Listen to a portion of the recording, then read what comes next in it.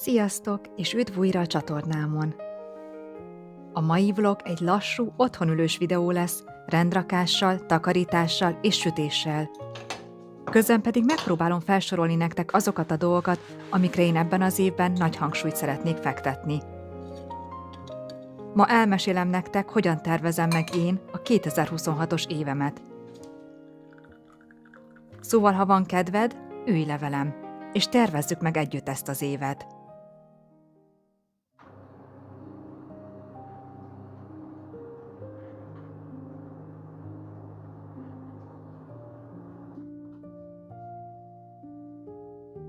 Hányszor volt már úgy, hogy január elején lelkesen leírtál egy csomó célt? Február végére már ritkábban néztél rá, március közepére pedig inkább nem is emlékeztél rájuk.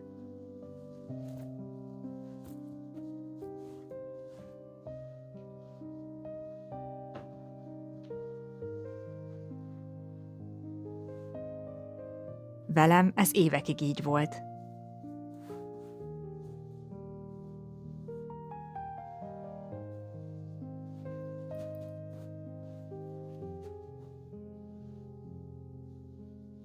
És sokáig azt hittem, velem van a baj, hogy nem vagyok elég kitartó, elég fegyelmezett, elég erős.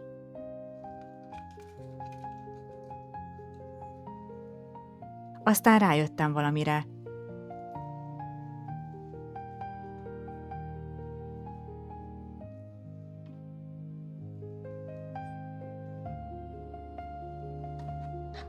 Nem a célokkal van a baj, hanem azzal, ahogy tervezünk.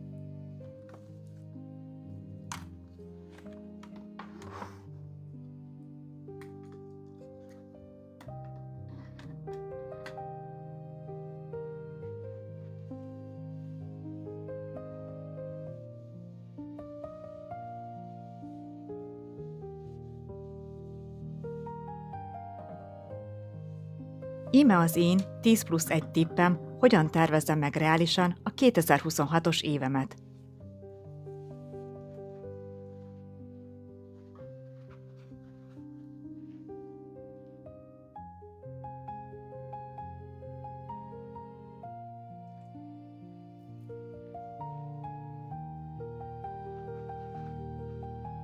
Első tipp: nézz őszintén vissza 2025-re. Az első lépés nem előre nézni, hanem hátra.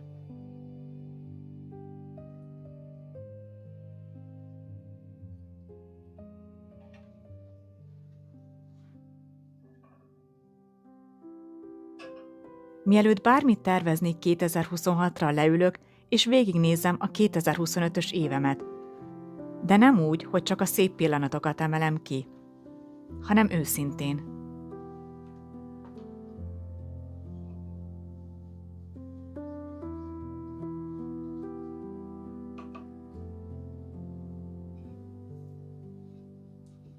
Felteszem magamnak azokat a kérdéseket, amiket sokszor nem merünk. Mi sikerült? Mire vagyok büszke? Mi nem sikerült? Hol buktam el? Mik voltak a legboldogabb pillanatok? És mik voltak a legnehezebbek?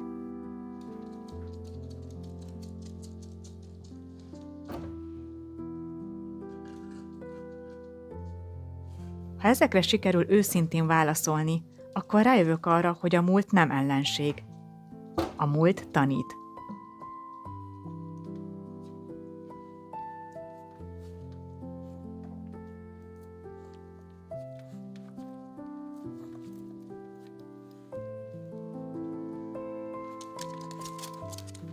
Második tipp: ne célokat tűzz ki, rendszereket építs ki. Ez talán klisésen hangzik, de nagyon igaz. A cél önmagában kevés.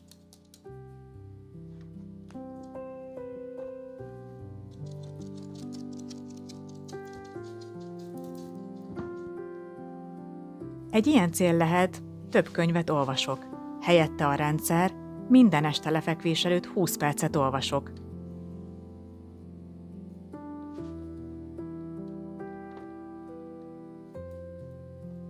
A rendszer nem motivációra épül, hanem szokásra.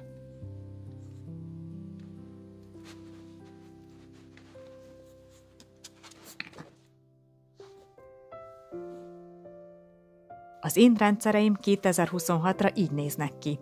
Hetente 3-szor mozgok, minden nap olvasok, hetente legalább egyszer valódi, minőségi időt töltök a kisfiammal és a férjemmel.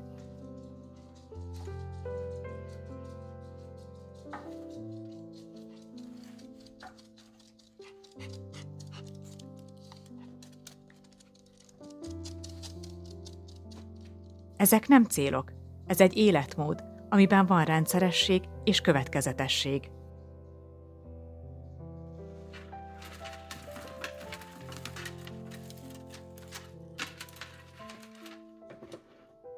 Harmadik tipp.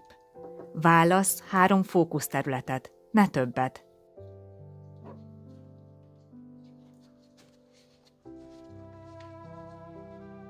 Ez az egyik legnagyobb csapda, mindent egyszerre akarunk. Egészség, karrier, önismeret, nyelvtanulás, meditáció, olvasás, sport.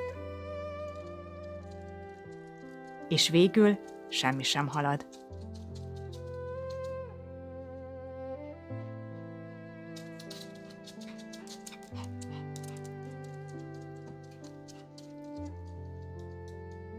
Amikor minden fontos, akkor semmi sem az. Én ezért minden évben kiválasztok 3 fő fókuszterületet. És ennyi.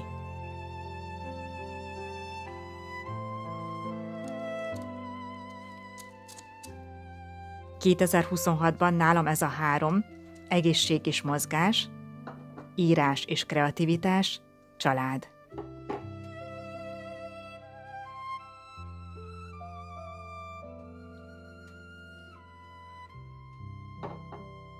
Nem vállalok plusz projekteket. Nem akarok mindent egyszerre. Csak ezt a 3, de ezeket igazán.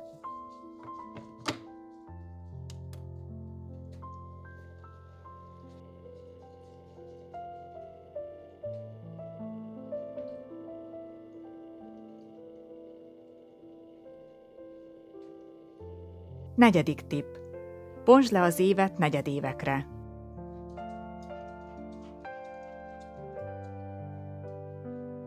Egy év túl hosszú ahhoz, hogy egyben gondolkodj.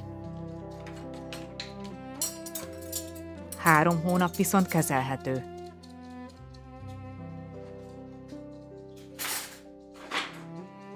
Az első negyedév nálam mindig alapozás.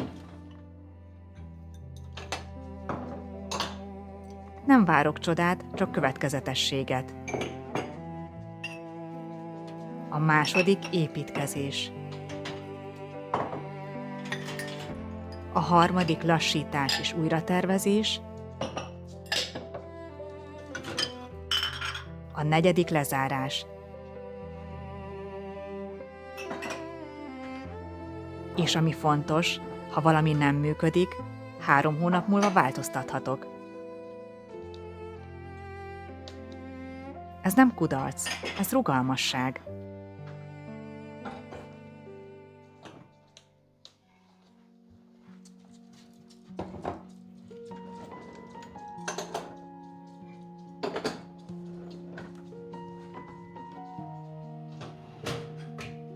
Ötödik tipp. Havi kötelező ellenőrzés. Ez az egész rendszer motorja. Minden hónap végén leülök, csendben, és felteszem magamnak a kérdéseket.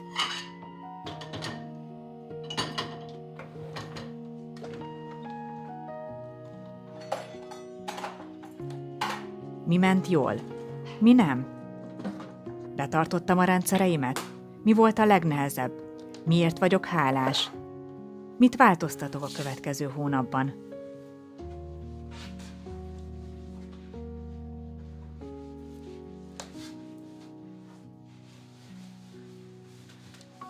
Nem várok decemberig. Havonta igazítok, és ha szükséges, változtatok.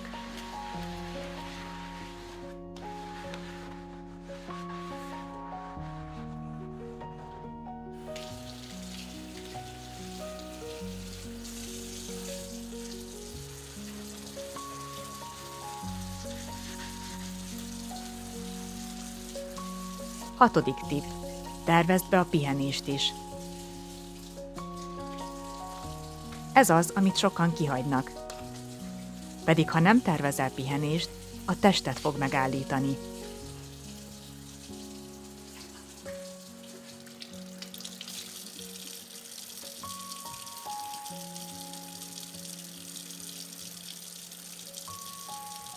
Én konkrétan betervezem a pihenési időket is.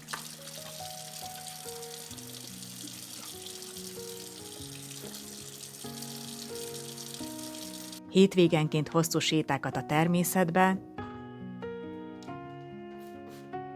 esténként olvasás vagy sorozatnézés.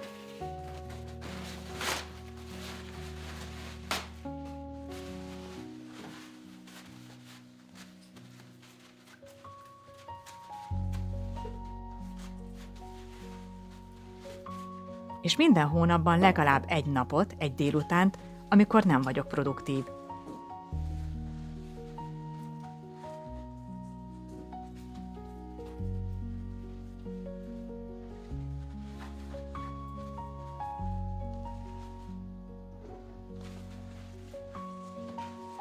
Úgymond semmi hasznosat nem csinálok, csak időt szánok a pihenésre, a regenerálódásra. Ugyanis a pihenés nem lustaság. A pihenés erőforrás.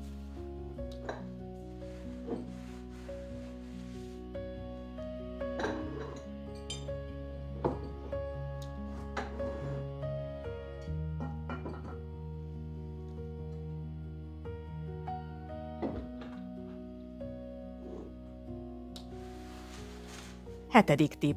Mondd el valakinek a terveidet.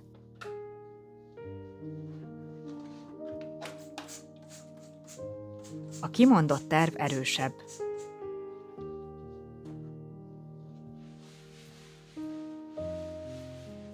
Ez egyszerű, de működik. Mondd el valakinek a terveidet. Ne tartsd magadban. Mert ha magadban tartod, könnyű feladni. De ha elmondod valakinek, akkor felelősséget vállalsz.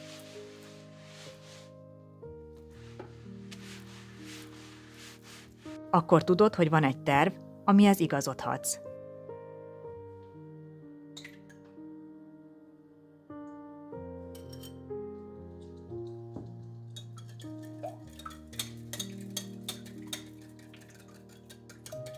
Én minden hónap elején elmesélem a férjemnek, hogy mik a céljaim arra a hónapra.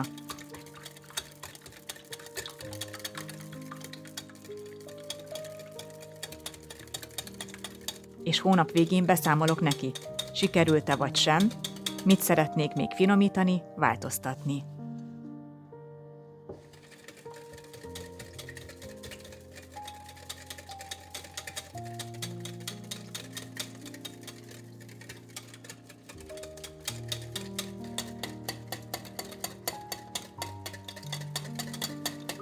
Nyolcadik tipp. Fogadd el, hogy nem lesz tökéletes. Lesznek hetek, amikor elmarad a mozgás. Napok, amikor nem olvasol. Időszakok, amikor eleged lesz mindenből.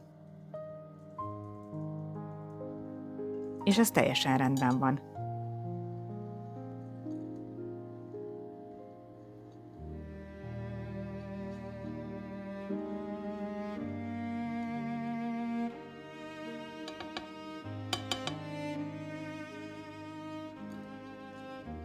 A cél nem a tökéletesség. A cél a visszatérés. Az újratervezés, az újrakezdés.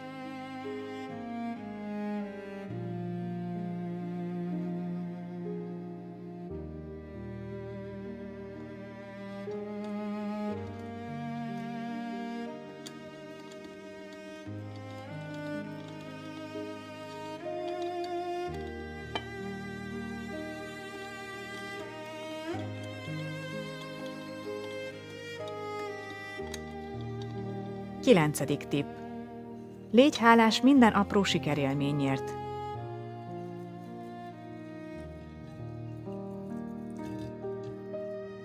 Az agyunk imádja a kudarcokat felnagyítani.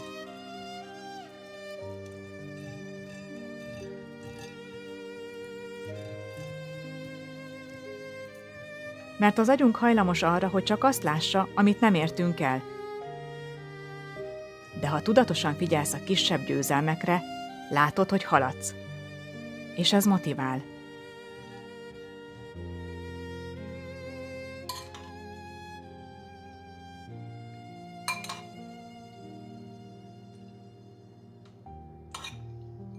Ezért én minden héten felírok 3 kis győzelmet.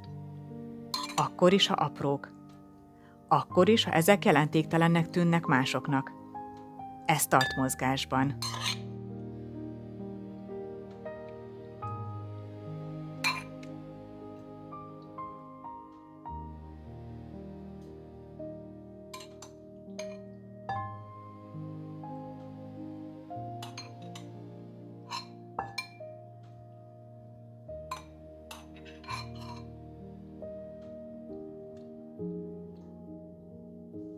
Tizedik tipp.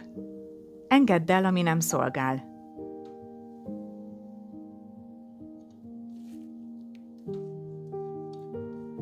Nem minden régi cél tartozik az új életedhez, az új énedhez. És ez nem kudarc, ez fejlődés.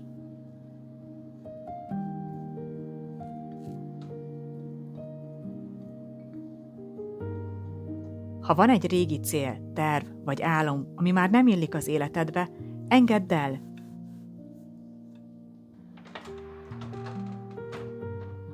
Mert ha görcsösen ragaszkodsz hozzá, nem tudsz helyet adni annak, ami új és jobb lenne neked.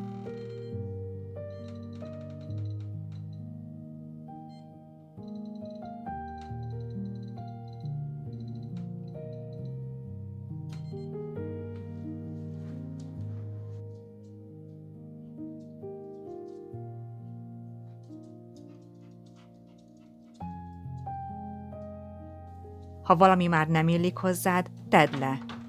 Engedd el. Szüneteltesd, vagy ne foglalkozz vele.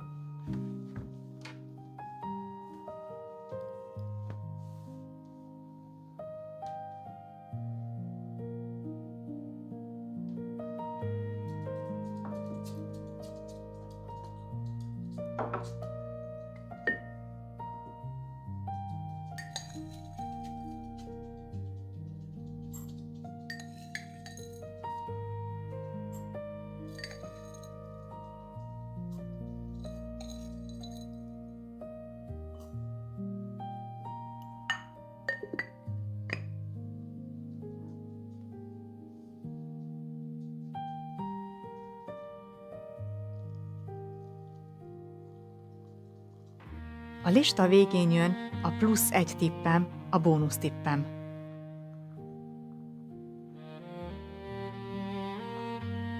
Légy kedves magadhoz. Ez talán a legfontosabb.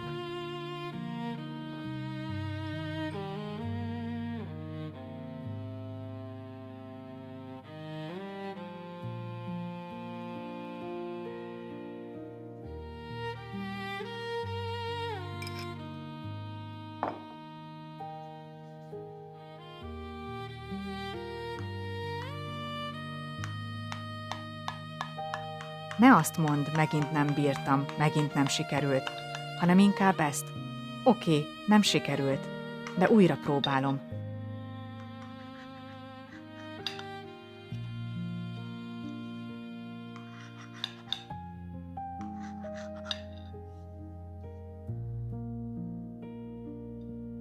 Mert a siker nem arról szól, hogy tökéletes vagy, hanem arról, hogy kitartasz. Még akkor is, ha elbuksz.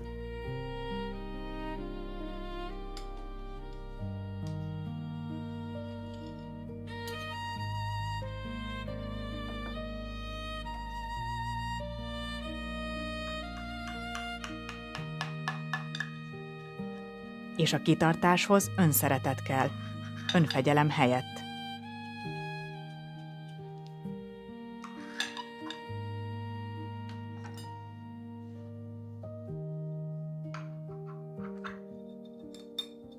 ...2026 nem lesz tökéletes. De lehet őszinte. Egyedi, különleges. Ha tudatosan tervezel, ha rugalmas maradsz, és ha kedves vagy magadhoz.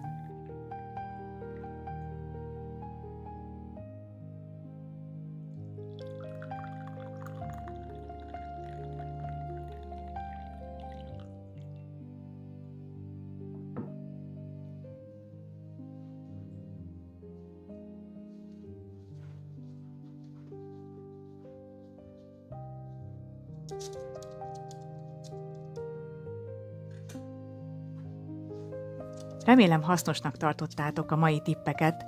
Ha tetszett a videó, kérlek nyomjatok egy lájkot és iratkozzatok fel a csatornámra.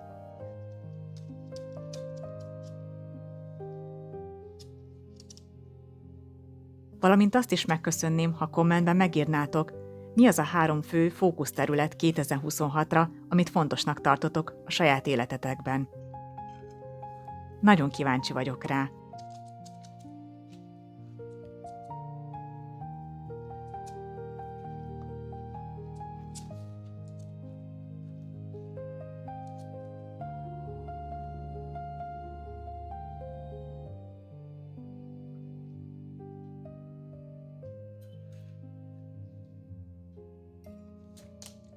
Köszönöm, hogy ma is velem tartottatok, hamarosan újra találkozunk. Addig is minden jót kívánok nektek. Sziasztok!